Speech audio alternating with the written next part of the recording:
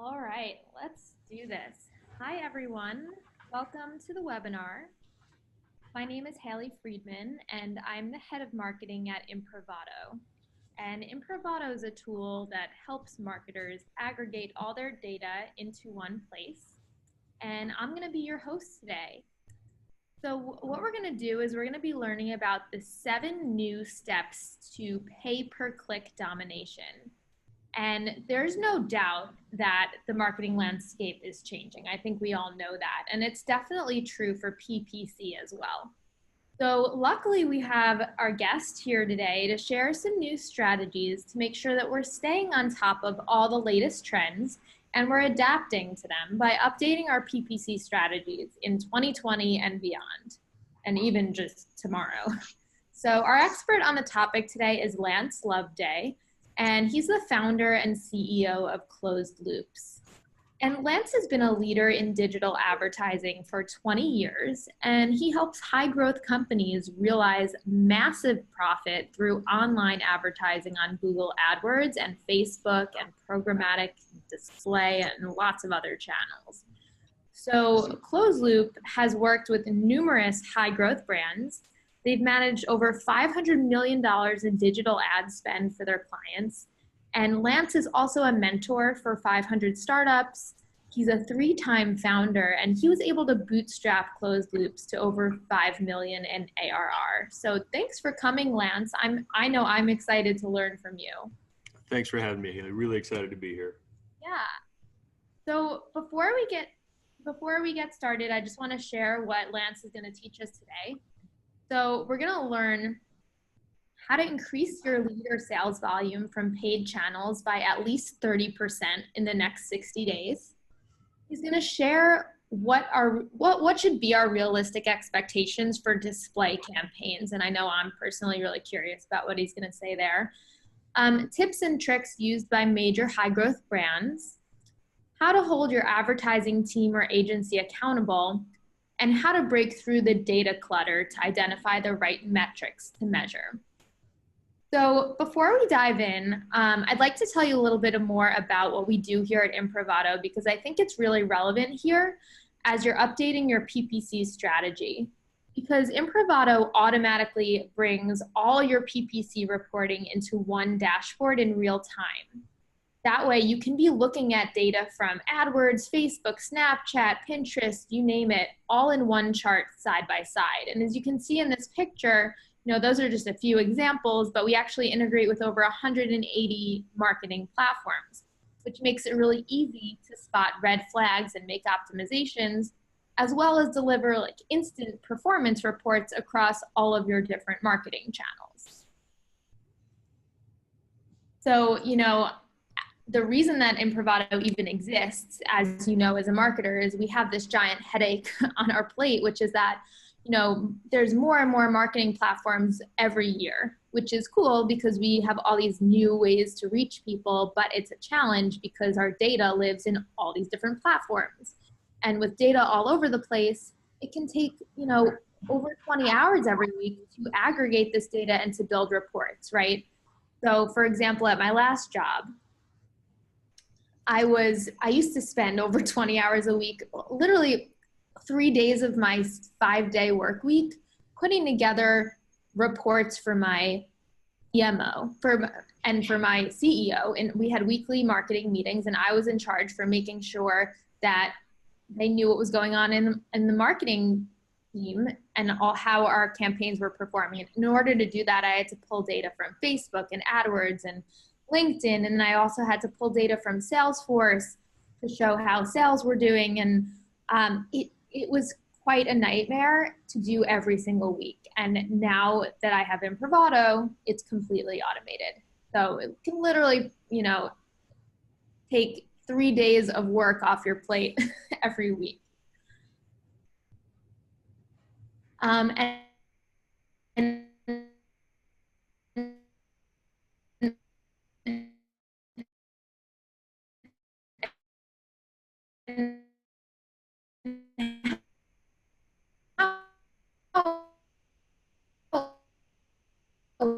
works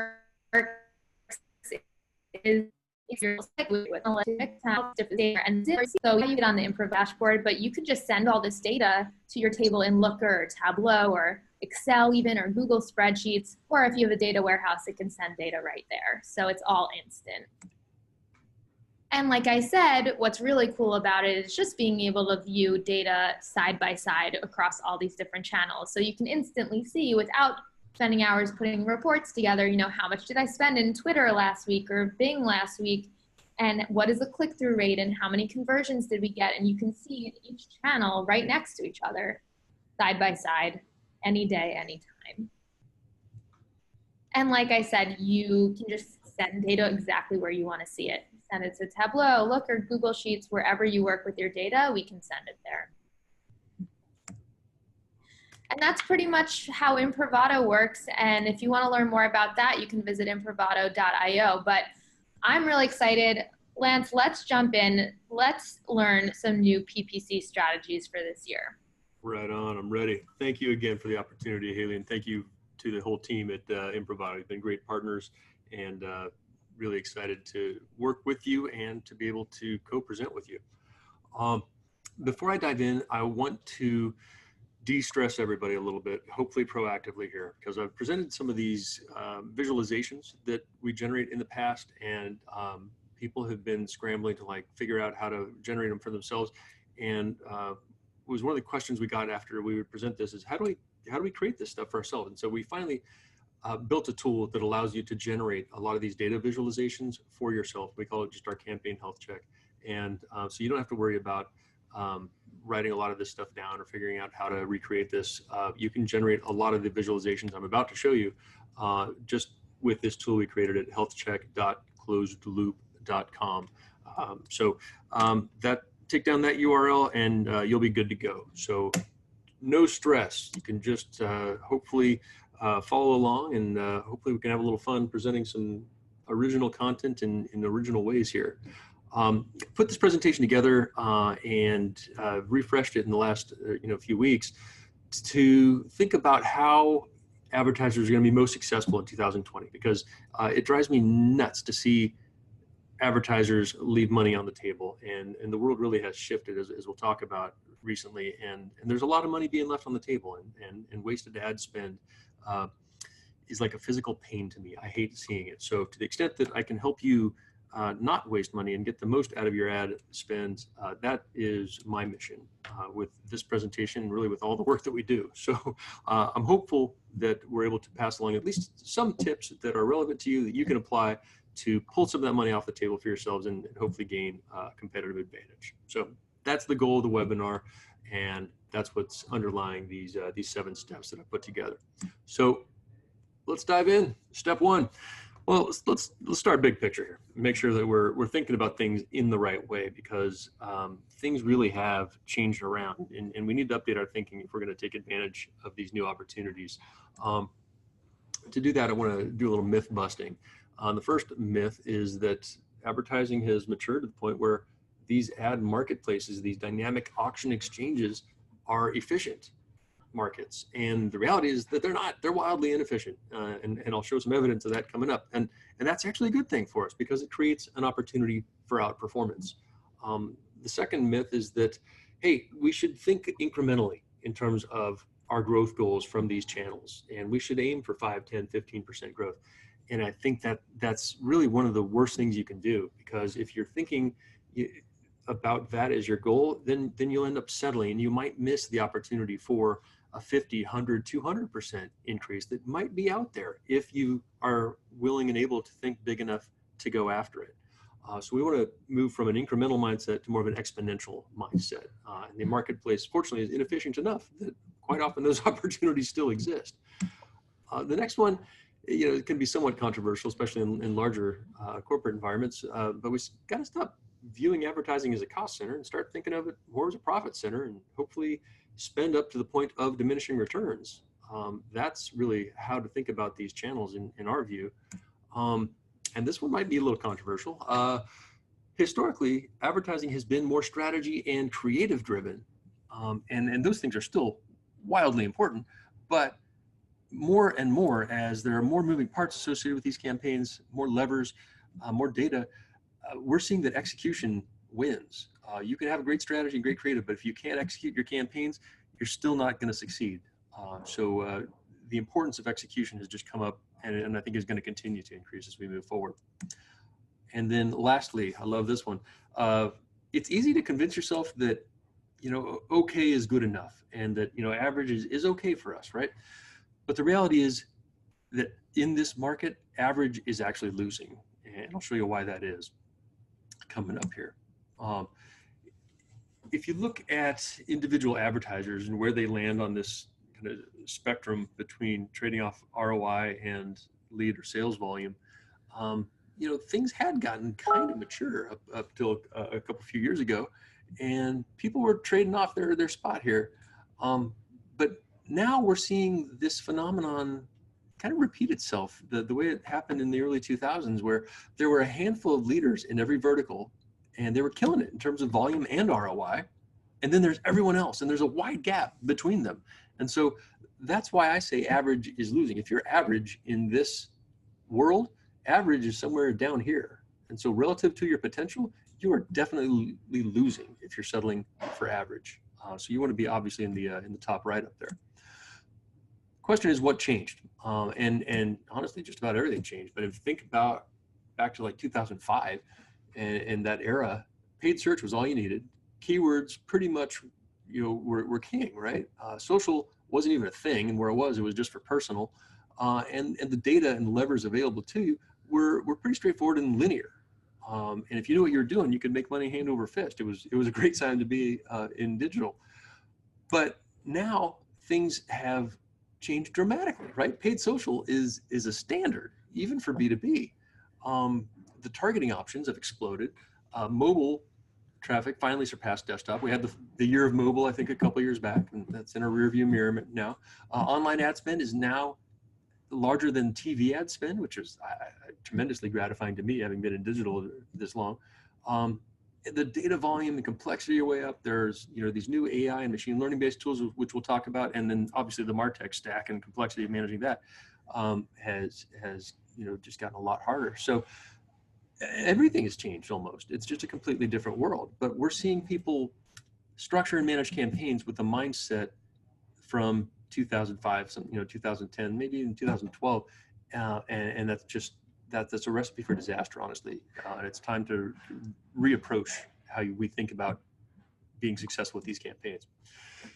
And one way that we do that is step 2 of R7, which is structure is strategy. And I'll tell you what I mean by that. When we look at campaigns, we run these audits all the time on campaigns. One of the first visualizations we generate is a tree map that looks like this, where size of the box is representative of spend on a given campaign or ad set, and color is ROI, where blue is good, red is bad. And it quickly lets us determine a couple of things. First, we can see the relative granularity of the campaign, how distributed is our spend. And then secondly, what's the ROI distribution like, and how much, red versus blue are we, where are we winning and losing? And we see a lot of different patterns when we compare across different campaigns. And this, I think, is evidence that the marketplace really is inefficient. I mean, there's just no consistency one campaign to the next in terms of how they're structured and the relative ROI distribution.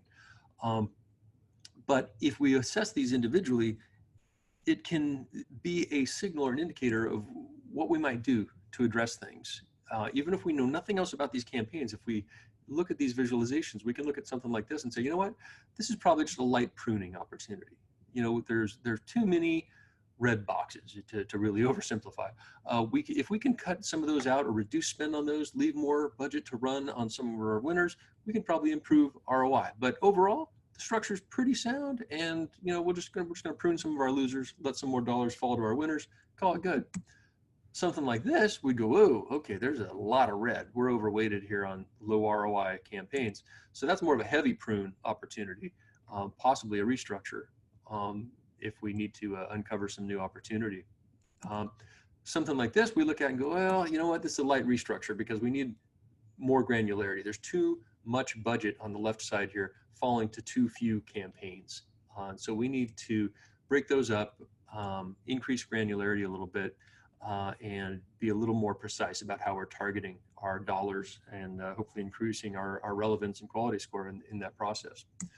Something like this, though, is the opposite extreme. This is an example, by the way, of single keyword ad groups, which I think is a strategy that kind of had it today, but has kind of fallen by the wayside now. So this is a heavy restructure to probably reduce granularity. This is true granular, and we'll talk about why this is kind of become kind of an anti-example now of what to do coming up here. But we would actually recommend reducing granularity when you see a structure like this one. And then something like this, what's the answer on this one? If you guessed start over, you would be right. This is horrible. This is like a bloodbath. We see, you know, an image like this come up when we run an audit. It's like, wow, that's horrific. I mean, 75% of your budget is going to 3 campaigns. Wow. And you're losing badly across the board. That's a nice, like, that's a blood red. And really, that's bloodbath.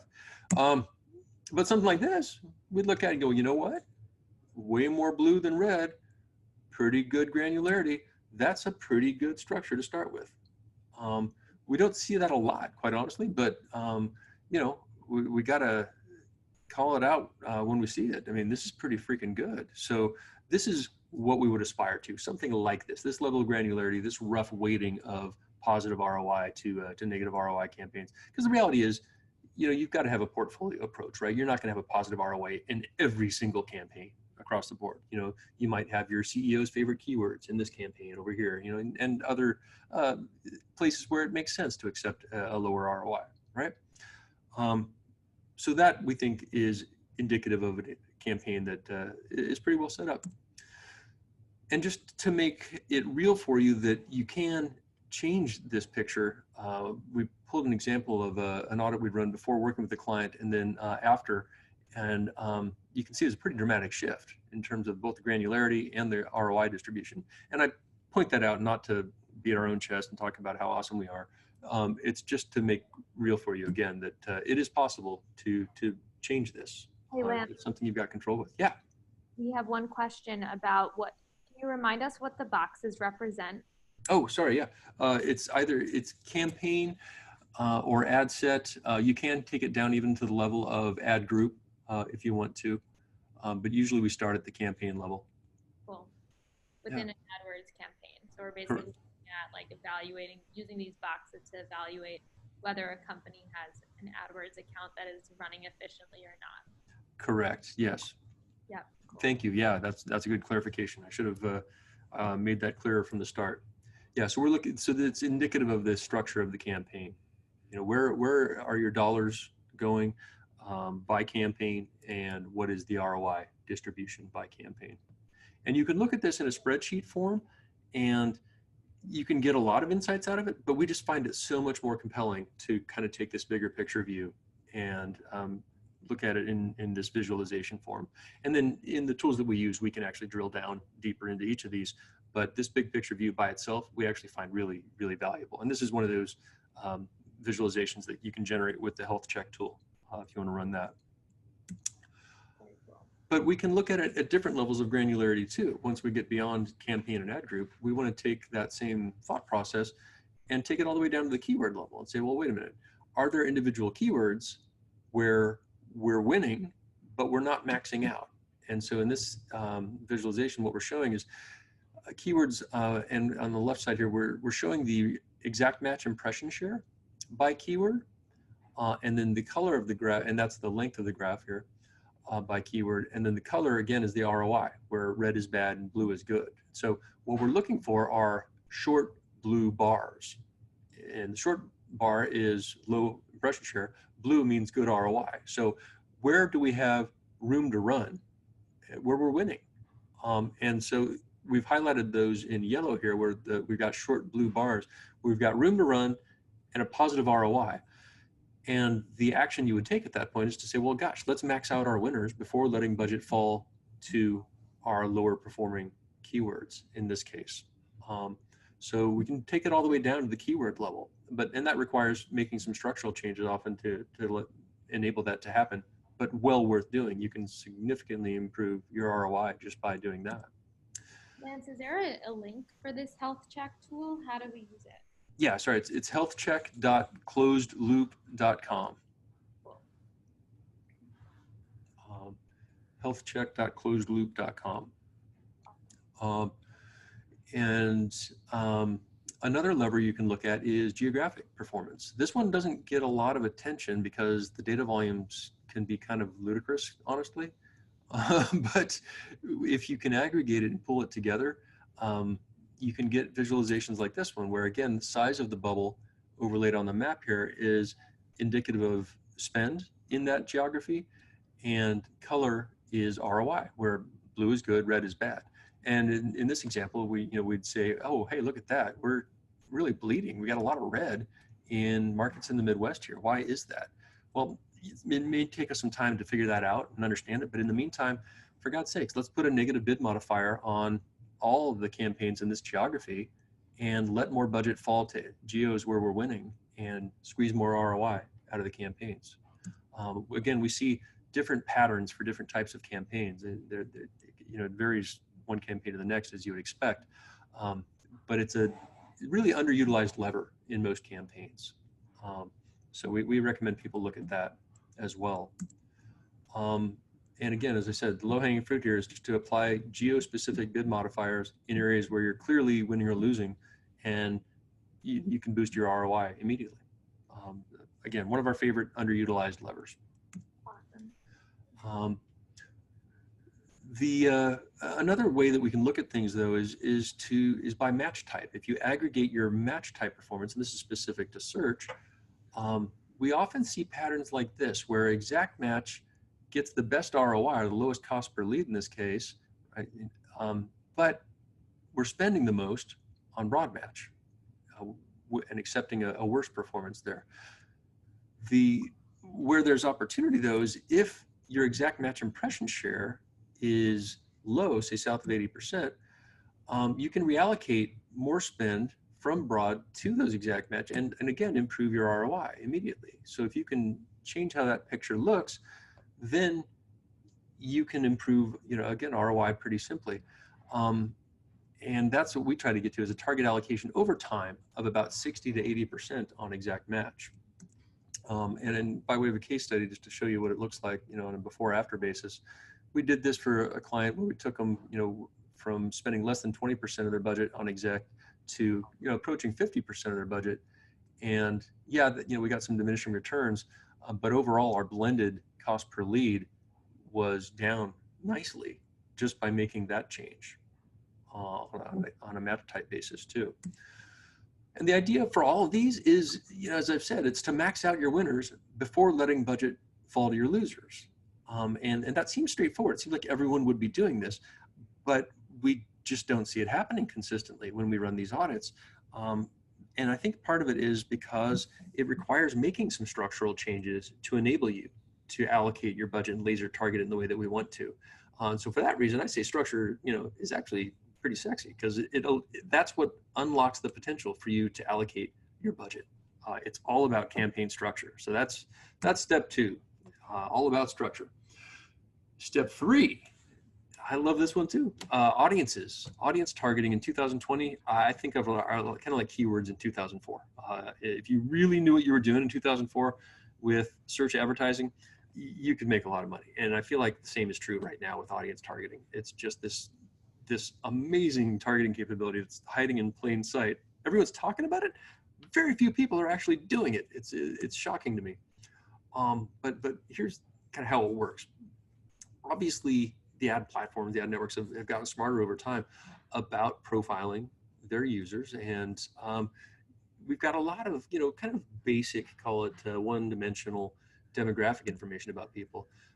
But as the technology has gotten better, we've actually been able to derive a lot more signal about what really makes people tick and what their affinities are, such that we can segment much more cleanly now between different audience groups.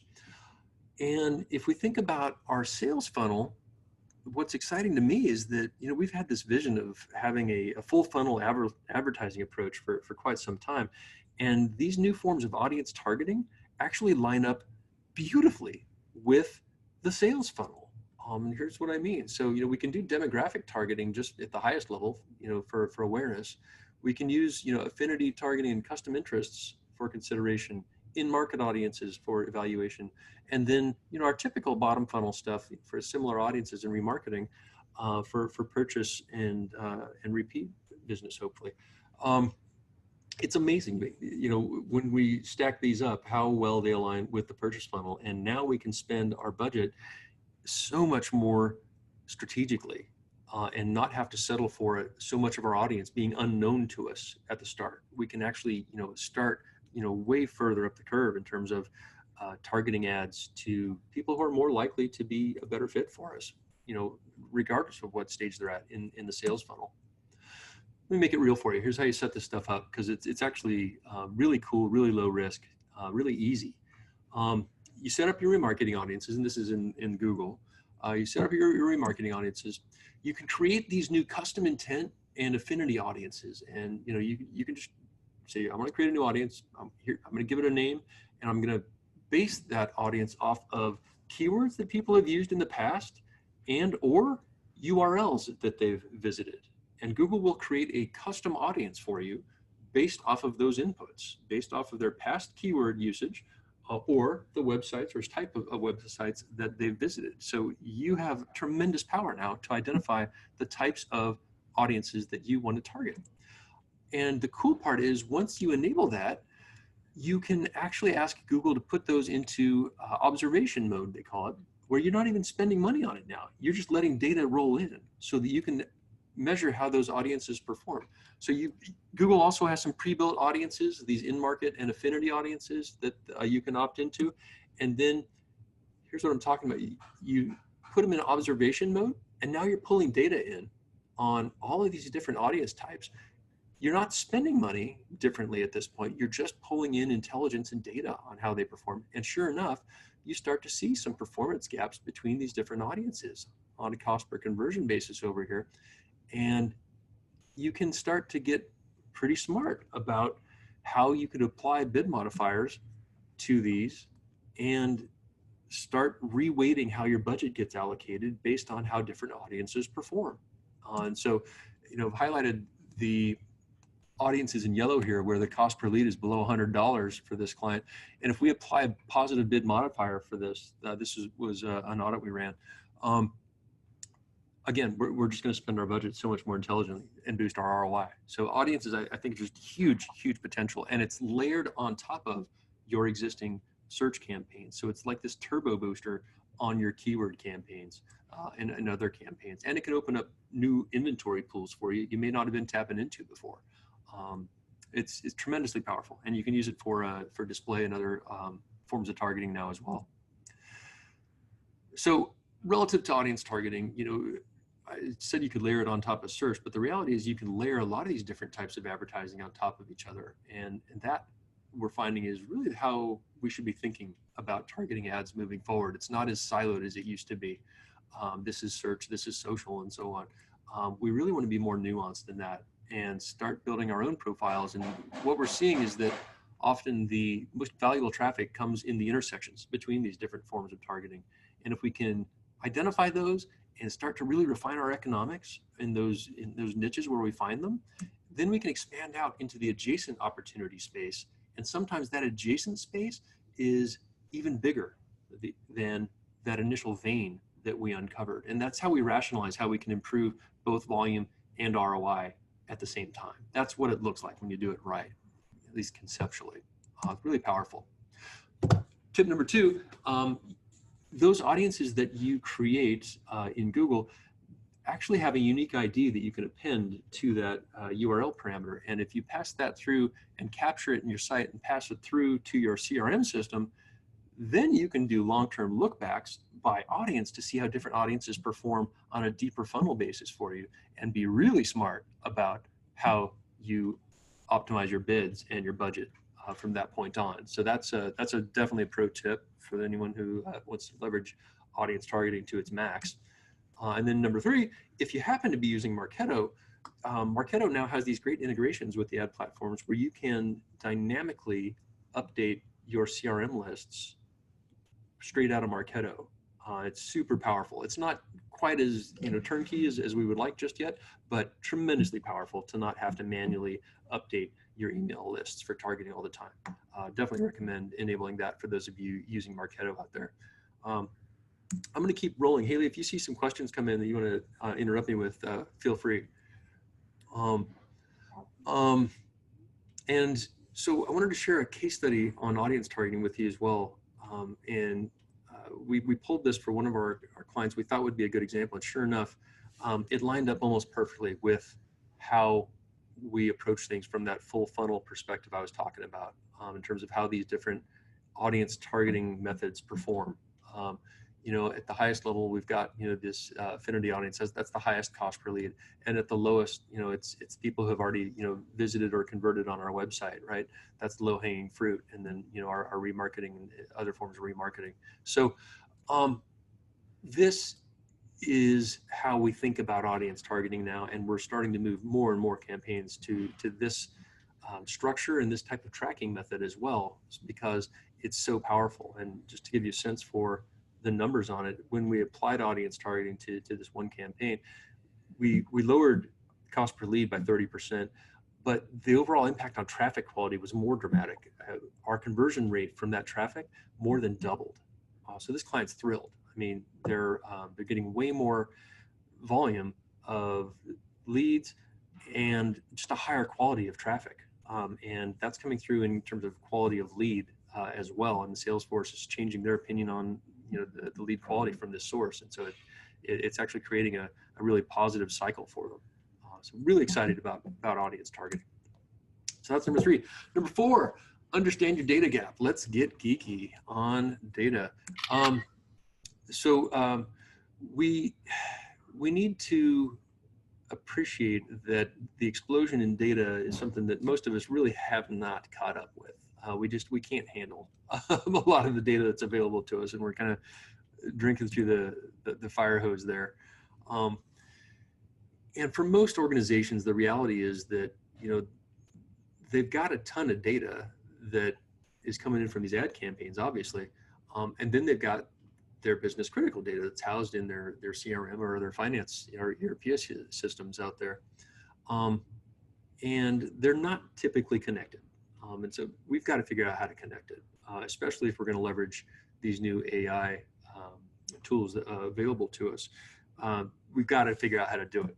But first, we got to understand, really how to do it and where we're starting from. But what we're seeing, because those things aren't hooked up, is that the conversion volume that we've got in terms of back-end conversions is often too thin to fully leverage AI, right? You want statistically significant data, and we just don't have enough signal sometimes in terms of actual sales per campaign to be able to ask an AI realistically to optimize against it. And so we end up settling for optimizing to higher level or higher funnel metrics that aren't necessarily driving the business forward.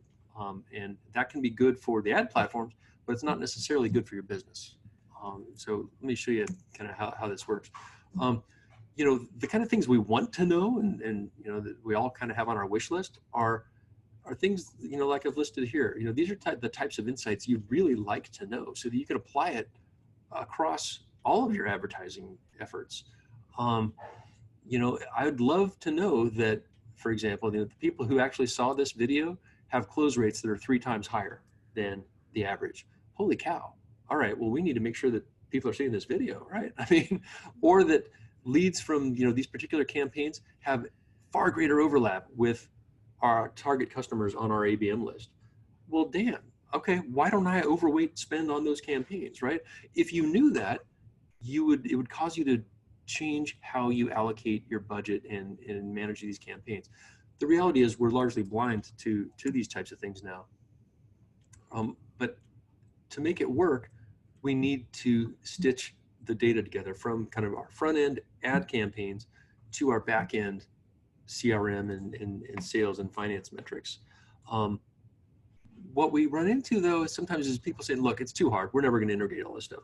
And so we don't want to let the perfect be the enemy of the good. And so, our recommendation is even if you can just go one step deeper in terms of optimizing to that, one step deeper in the funnel, it can make a massive change in terms of how you think about managing these campaigns. But you got to understand where you're starting from, right? So you've got, as I said, the campaign data in a silo, and it's got metrics like this. You've got your website data, obviously, housed in your analytics system, and then you've got your business data and your business systems, right? And what you'd like is to just pull those things together and develop actionable insights so that you can really be as smart as possible about spending your budget. Unfortunately, that's not how the real world works, right? I mean, these systems don't talk to each other typically. And even if they did, you don't have enough shared fields between them to be able to blend data from those different sources, right? So you end up settling, like I said, for that higher level metric, that cost per conversion metric, which is okay as a starting point, but increasingly, I think that's going to be exposed as kind of a weak way to optimize campaigns, especially as more and more people start to optimize to deeper funnel metrics. If you get left behind, if you're that person, the last person optimizing to that high funnel metric, you're going to be bleeding probably. So you got all this data you want to pull together, but you gotta stitch it together to make it work. So what you want are these, really high level strategic insights that would cause you to behave differently. But what you end up settling for is the typical vanilla vanity metrics out of these campaigns: clicks, costs, impressions, blah, blah, blah, right? So how do you solve that?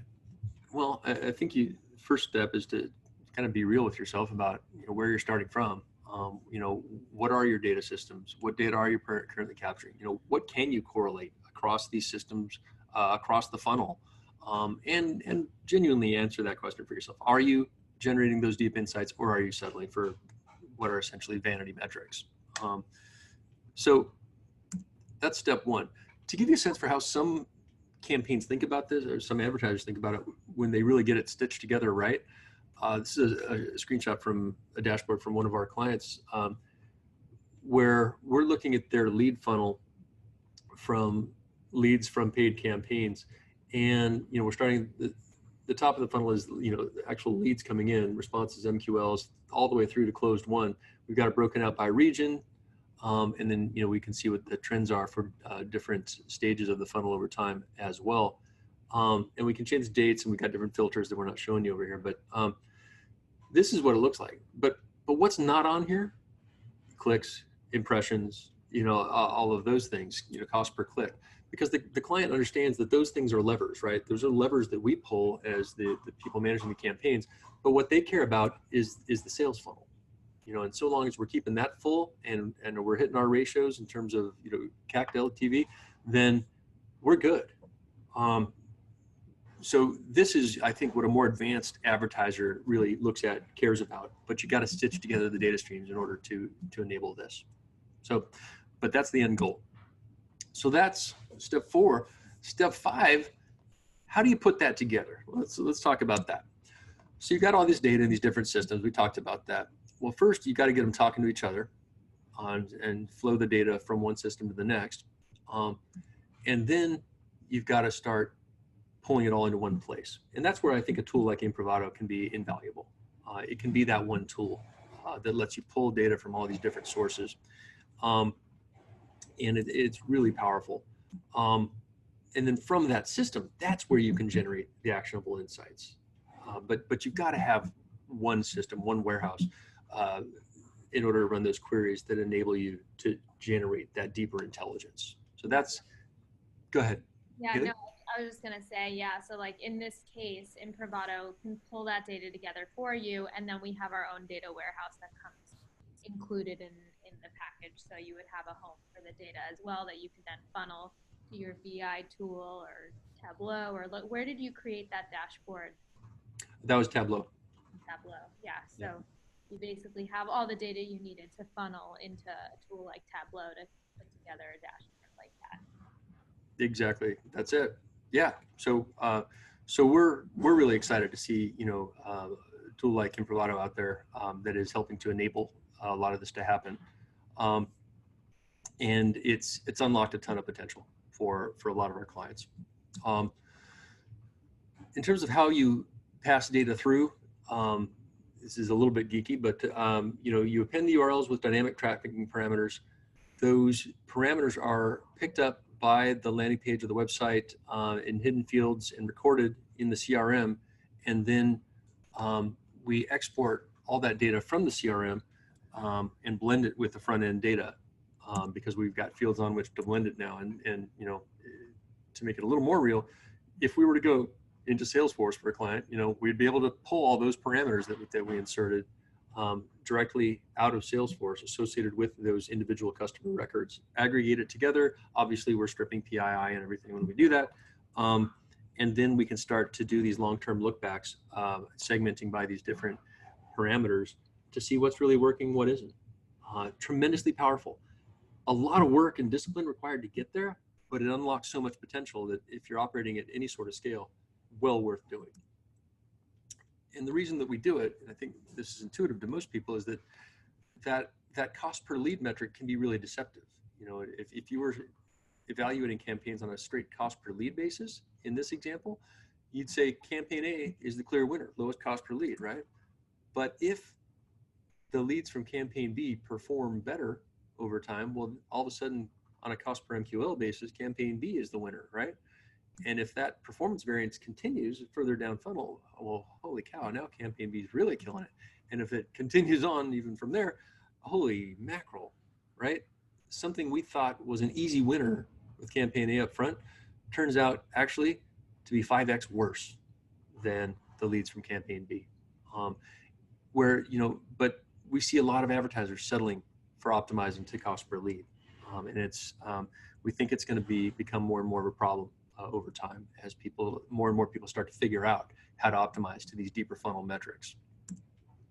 To make that real for you, you know, wanted to generate a visualization for a client where we made that switch. We went from, this was actually year over year, we went from optimizing to cost per lead to optimizing to SQL, sales qualified lead.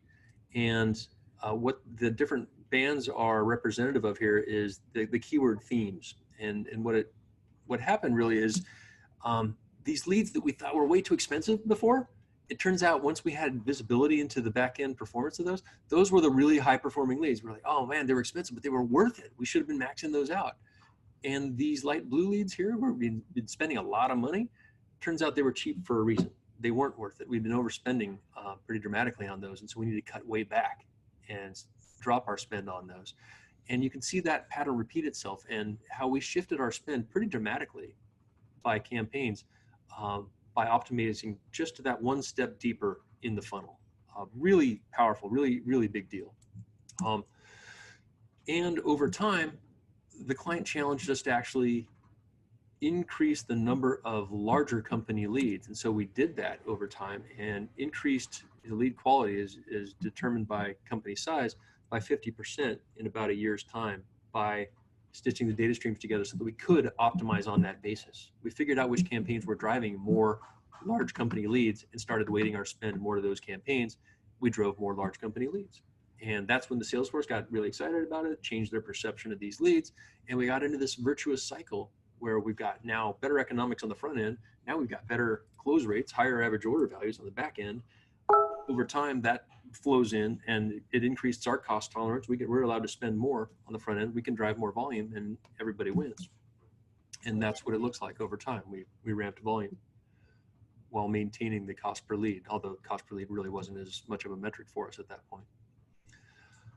So that's what we're trying to get to. And that's why this is so powerful. It's because we can spend so much smarter than the person we're competing with who might be optimizing that cost per lead metric.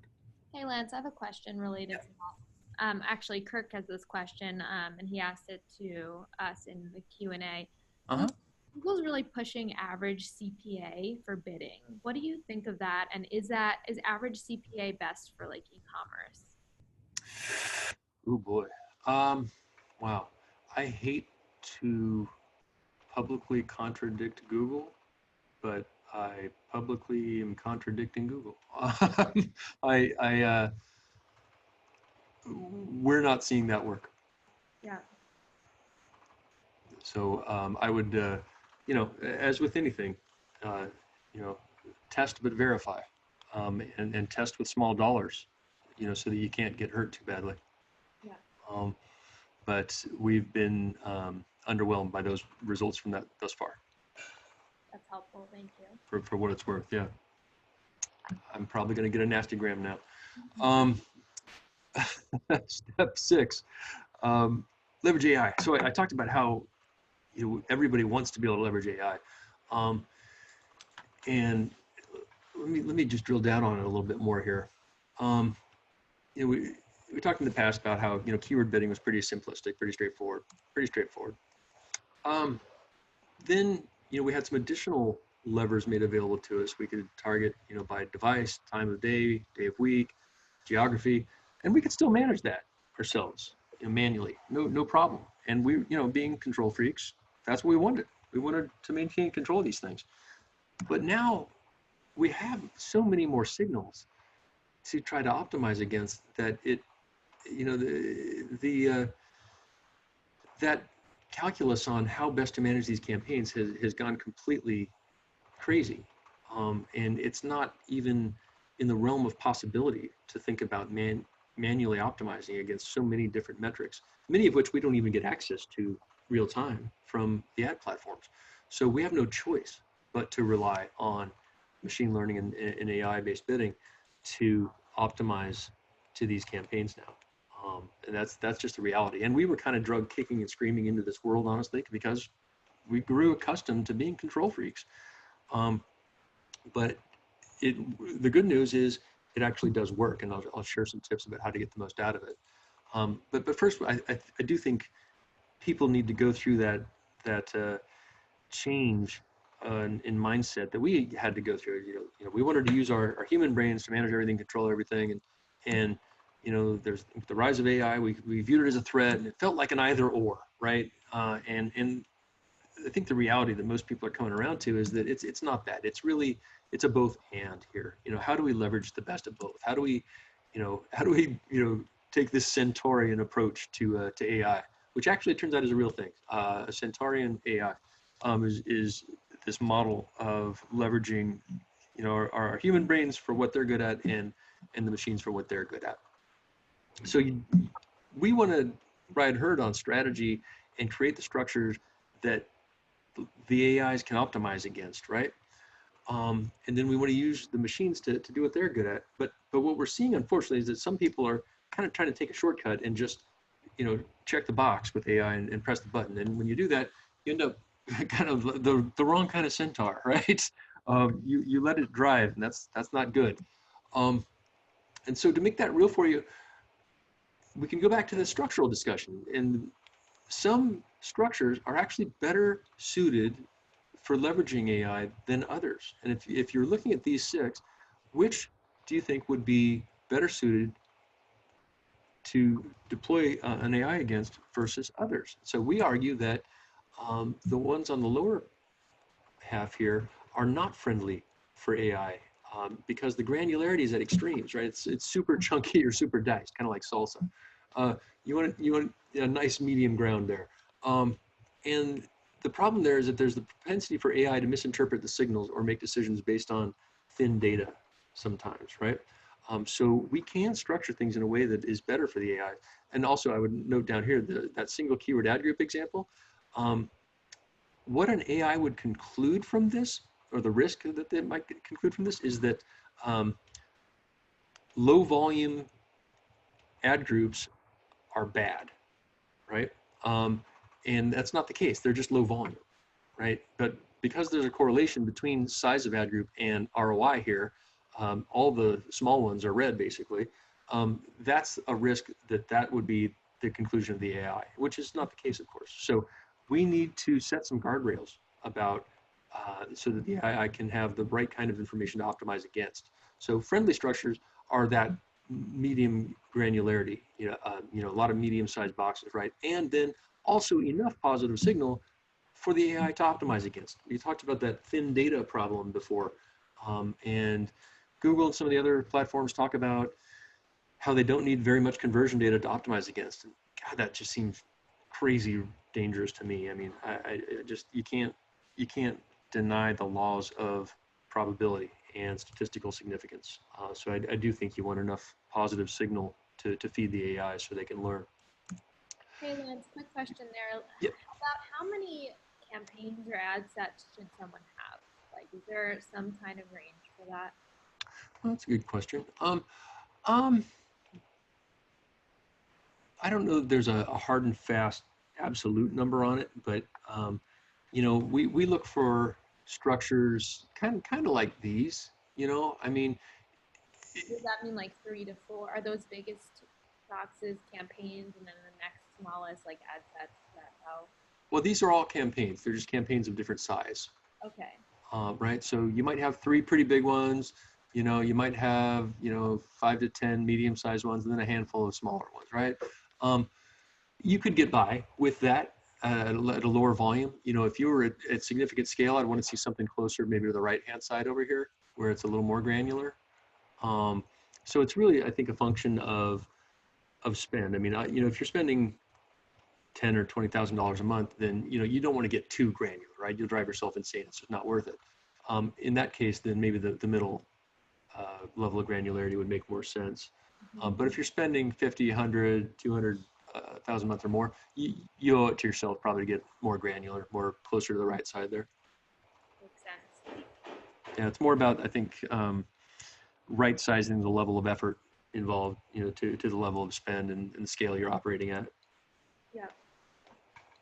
Um, so the idea here with all of these is to get past these one-dimensional proxies and accept that we're in a world now where we're using these multi-dimensional signals, and to really be able to leverage it, we have no choice but to trust um, machine learning to help us with that.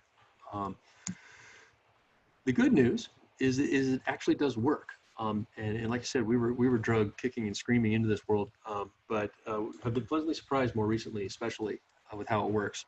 Um, and this is Google's data. They've got three different forms of, they call smart bidding. Anything Google calls smart, they mean essentially machine learning driven.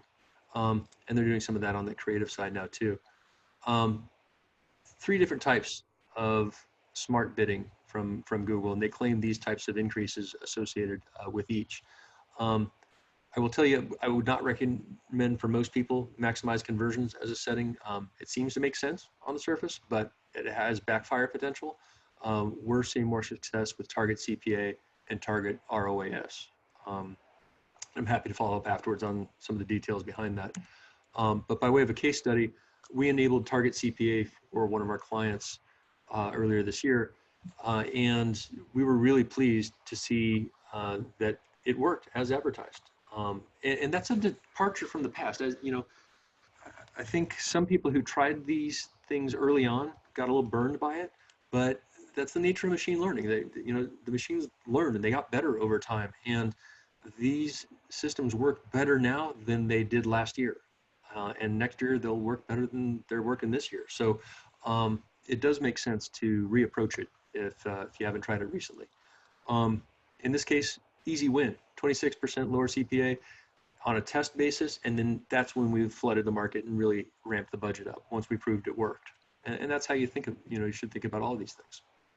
Test it with smaller dollars, make sure it works, and then max it out. Step 7, we finally made it. Step 7, audit ruthlessly. This is kind of intended to be kind of a wake-up call.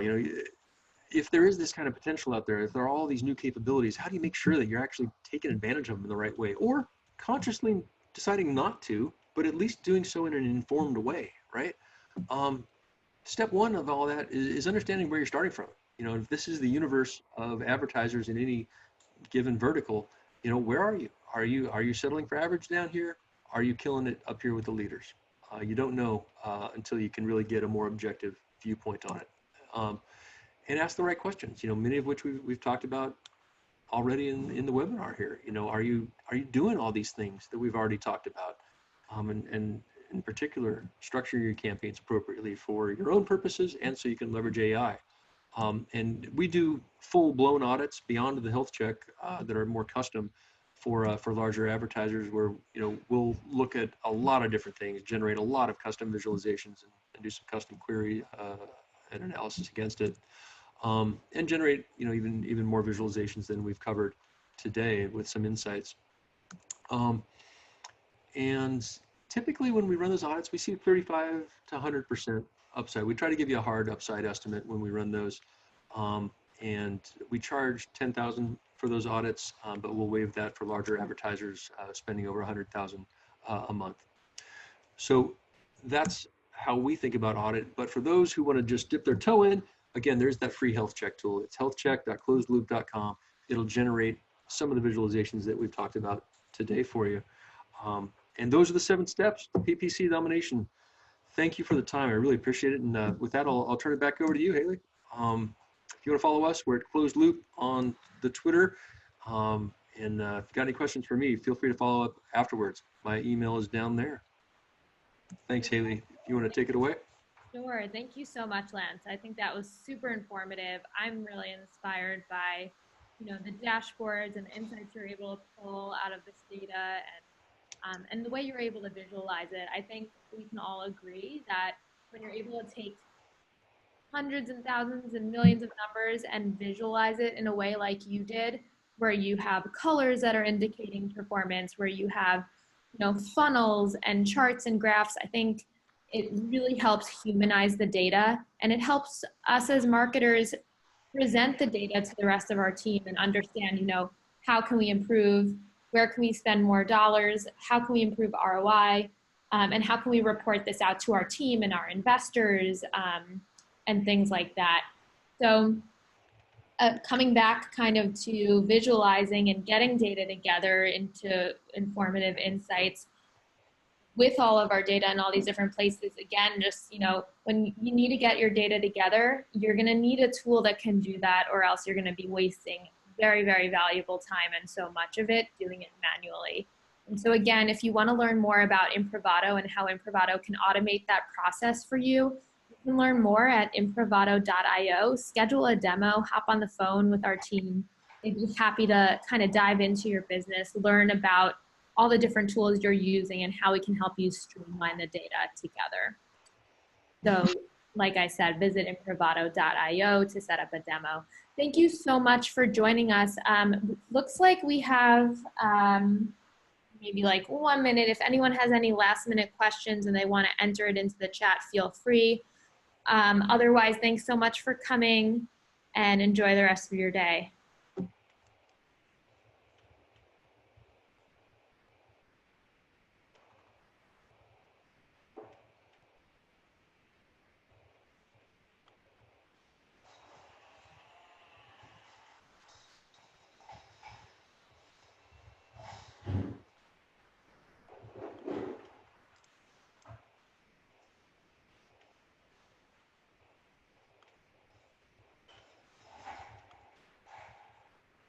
Okay, looks like we got no questions. So thanks everyone for joining. Take care.